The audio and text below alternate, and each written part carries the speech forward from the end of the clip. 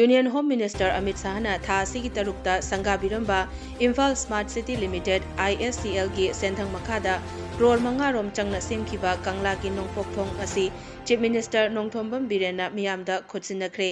Manipur Lengaki Archaeology Department na sinduna pangthokiba thauram aduda Rajya Sabha gi MP Ningthau Laisemba Sanajawba amadi Minister MLA singsu saruk yaki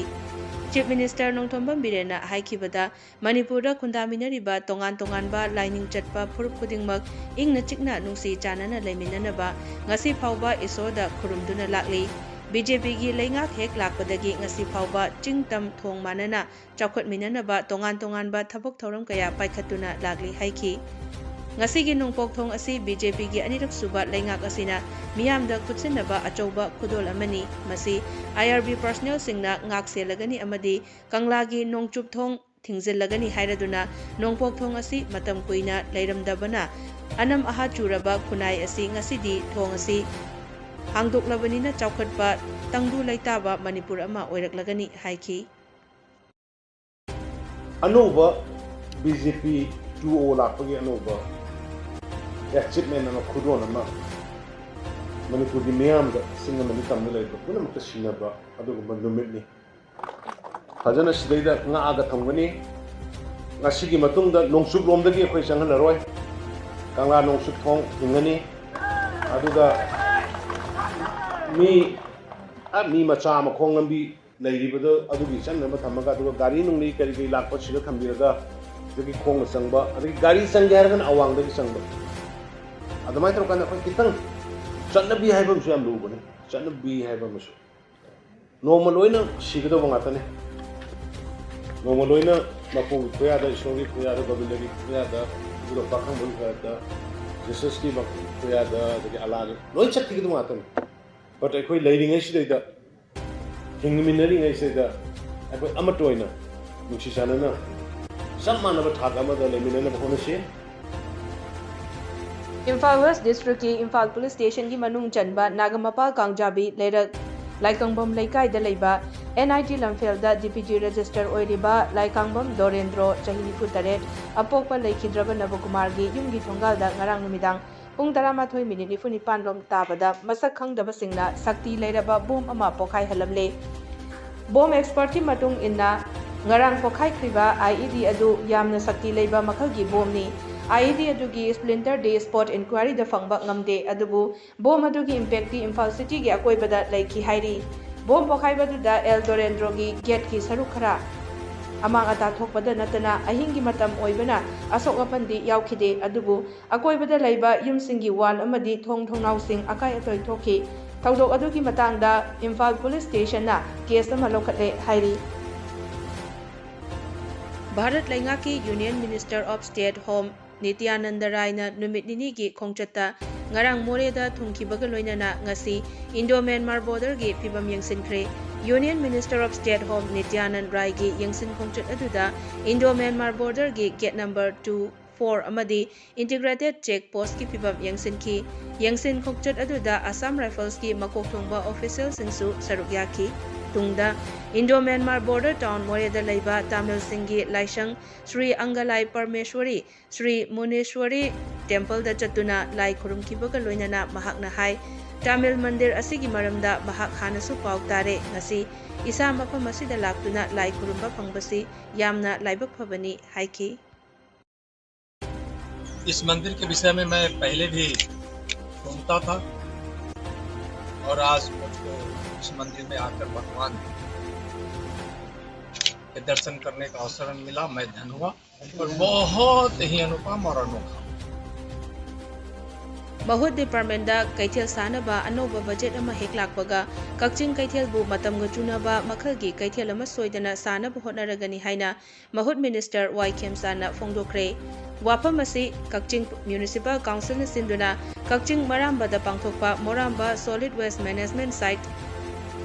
Sangabagi thauramda haikibani Manipur Pollution Control Board ki Chairman Dr. U. Deben, Kakching AC ki MLA M. Rameshwar amadi Mahut Director Robert Khetrimayum yauna pangthokpa thauram aduda Minister Khemsana makhatana hai Kakching Municipal Council gi miyoising amadi Kakching gi miyamna wakal tabiduna Kakching City bu lunana thamduna Manipur amagi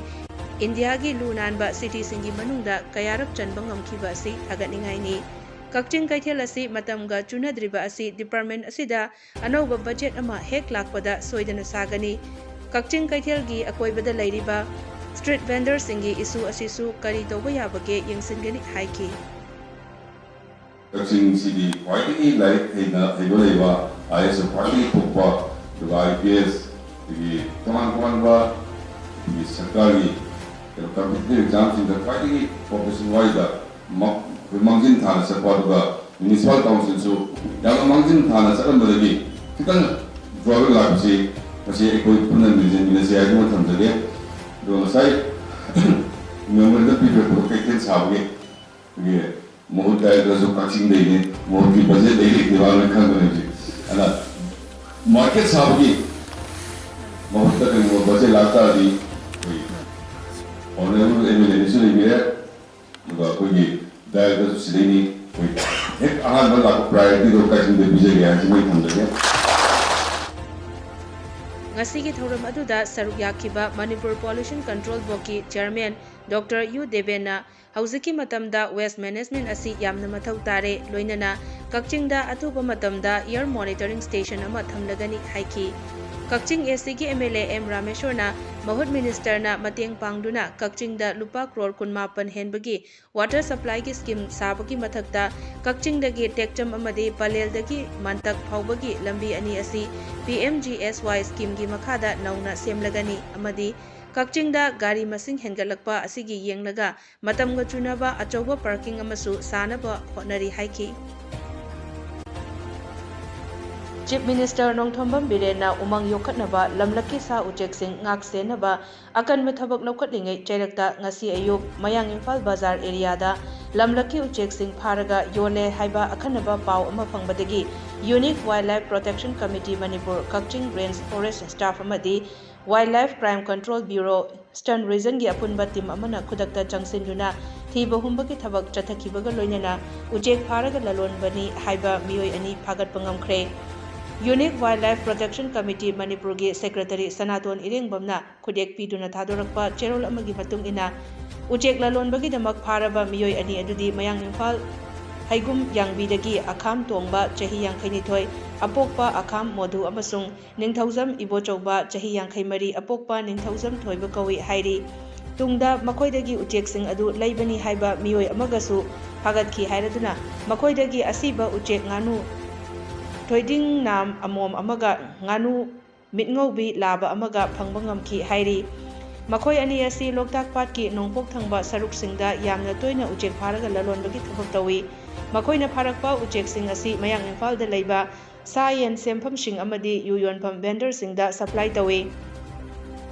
Pharaba miyoi ahumak Wildlife Protection Act 1972 gi makhada action lokhatnaba Central Forest Division da sinakre hairi Ningthamthagi matamda miramdagi pairakpa lamlaki ucheksing Loktak ki phumdi mathakta leiba Kharsa Saji sing sadanba miyoi singna toina phabagi pau leire makoi gi mathakta su akanba bideng changlagani hairaduna miyamnasu lamlaki ucheksing amadi Kharsa Saji sing phabidanaba cherol asina appeal tawjari All Manipur Working Journalists Union Amju Lingkhatpada achouba thaudang lauramba Potsangbam Radhesham miyamna PR Syam haina Khangnariba veteran journalist ngarang ayuk masagi anaba ama nambaram oiduna Rims Hospital da leikhidre masagi chahi 68 sukre PR Syam Amju Lingkhatlaba matung union asigi ihan hanba General Secretary gi thaudang lauramki mahangna leikhidabada Amju gi President Wangkhemcha Samjaina preside tawduna union amadi Editors Guild Manipur gi thaupuba singna awaba fongbagi mifam mama ngasi Manipur Press Club ta pangthokre Union asigi President amadi Advisor Singyauna Laikhidraba Veteran Journalist asigi Laifam Uripok Takhelambam Laikai da Chatuna Imung Manungi Awabada Saruk Yaki Mahaki Machanupa Ani Machanupi Ani amadi Loinabi Laihori Laikhidraba PR Syam Imphal da Nungtigi Fonglamba Pauche Kholaugi Paumi ama oina Horaki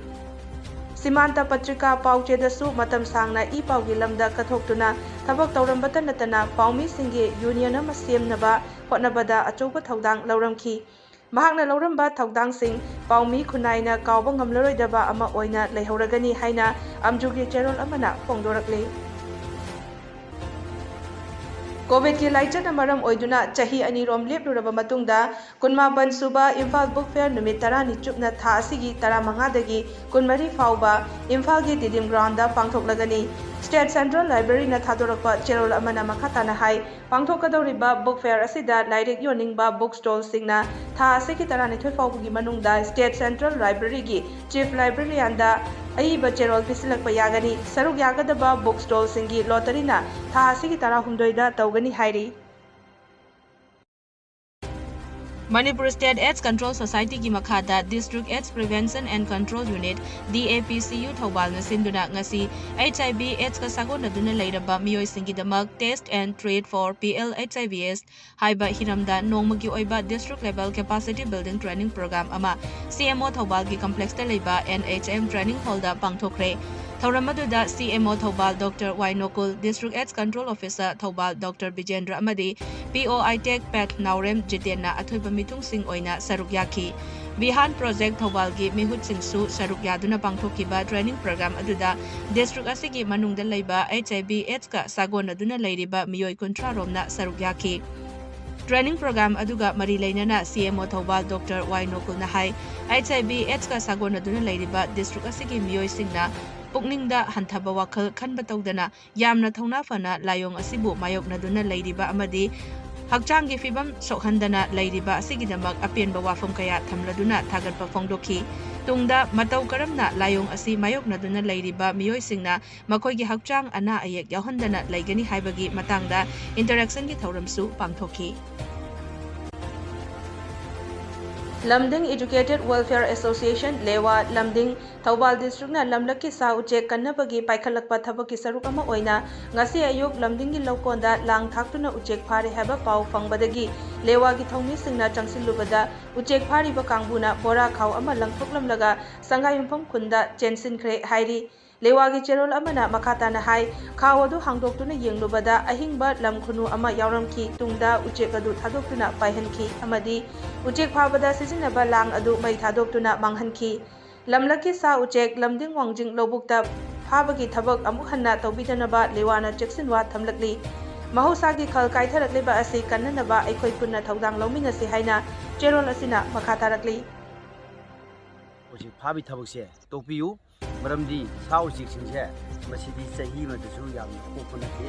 aduna kuni yamna marum koga yamna masa ongan banga oi sa aduna kumba ambagi sao chik phabi thabakse masi chathabiganu yamna lokoi karimba mahagi lokoina khara thengamagadi magi haiba lamunu je masi kanmamo